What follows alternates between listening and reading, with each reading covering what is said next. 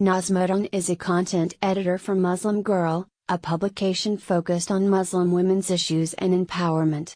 The views expressed in this commentary are solely those of the author. CNN. In the wake of one of the worst massacres in modern American history, our government's highest leaders will be silent about why things like this keep happening. Warmest condolences will be tweeted to families of those who lost their lives, minutes of mourning will pass and murmurs of mental health issues, and lone wolf actors will taper into silence. Taming homegrown terror and tightening gun control will be dismissed as inappropriate or unnecessary politicizing of a tragedy, and quickly become secondary to more pressing issues on the administration's agenda. America has been here before. In fact, America has been here 273 times in 2017 alone, according to the Gun Violence Archive, which compiles deaths and injuries from shooting incidents, and defines a mass shooting as any incident where 4 or more people are wounded or killed. According to their tally, there have also been 11,698 deaths, as a result of gun violence so far this year. Between 2001 and 2014, 440,095 deaths by firearms occurred on U.S. soil, while deaths by terrorism during those years numbered 3,412. Today, America faces approximately one mass shooting per day on average. Mass shootings are a violent epidemic that have been met with fatal passivity for far too long. If mass shootings were perpetrated mostly by brown bodies, this would quickly be reframed and reformed as an immigration issue.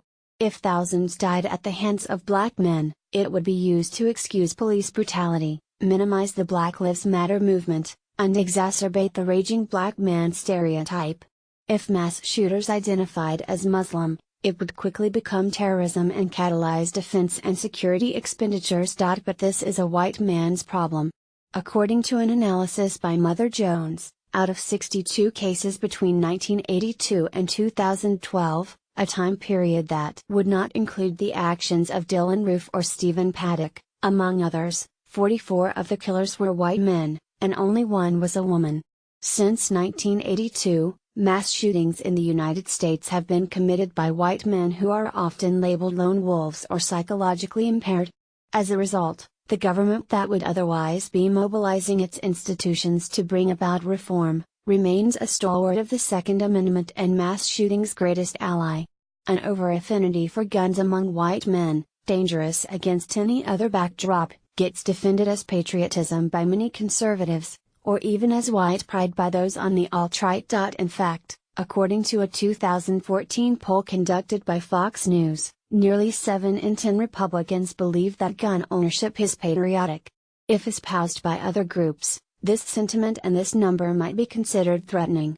Instead, it is welcomed in a way that many believe gives tacit encouragement to potential mass shooters. Make no mistake, this is war culture that has dressed up as Uncle Sam, and embedded itself into the American psyche. Any other path, let's say, for example, abortion or foreign-born terror, that led to the destruction of life on this level would be attacked as violently opposed to American values. But because this culture is embraced by the race and party that controls the government, it continues to be celebrated and defended in the spirit of love of country.